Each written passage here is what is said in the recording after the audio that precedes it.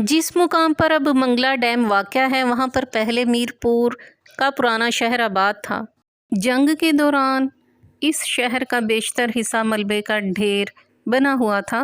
ایک روز میں ایک مقامی افسر کو اپنی جیب میں بٹھائے اس کے گرد و نواح میں گھوم پھر رہا تھا۔ راستے میں ایک مفلوک الحال بوڑھا اور اس کی بیوی ایک گدھے کو ہانکتے ہوئے سڑک پر آہستہ آہستہ چل رہے تھے۔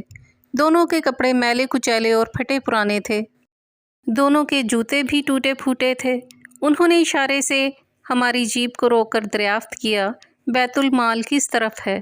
آزاد کشمیر میں خزانے کو بیت المال ہی کہا جاتا ہے۔ میں نے پوچھا، بیت المال میں تمہارا کیا کام؟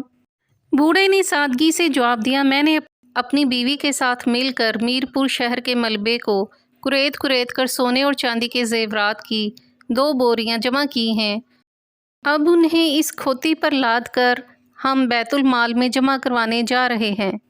ہم نے ان کا گدھا ایک پولیس کانسٹیبل کی حفاظت میں چھوڑا اور بوریوں کو جیپ میں رکھ کر دونوں کو اپنے ساتھ بٹھا لیا تاکہ انہیں بیت المال لے جائیں۔ آج بھی وہ نحیف و نزار اور مفلوک الحال جوڑا مجھے یاد آتا ہے تو میرا سر شرمندگی اور ندامت سے جھک جاتا ہے کہ جیپ کے اندر میں ان دونوں کے برابر کیوں بیٹھا رہا۔ مجھے تو چاہیے تھا کہ میں ان کے گرد آلود پاؤں اپنی آنکھوں اور سر پر رکھ کر بیٹھتا۔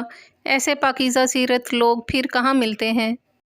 قدرت اللہ شہاب کی تصنیف شہاب نامہ سے ایک اقتباس۔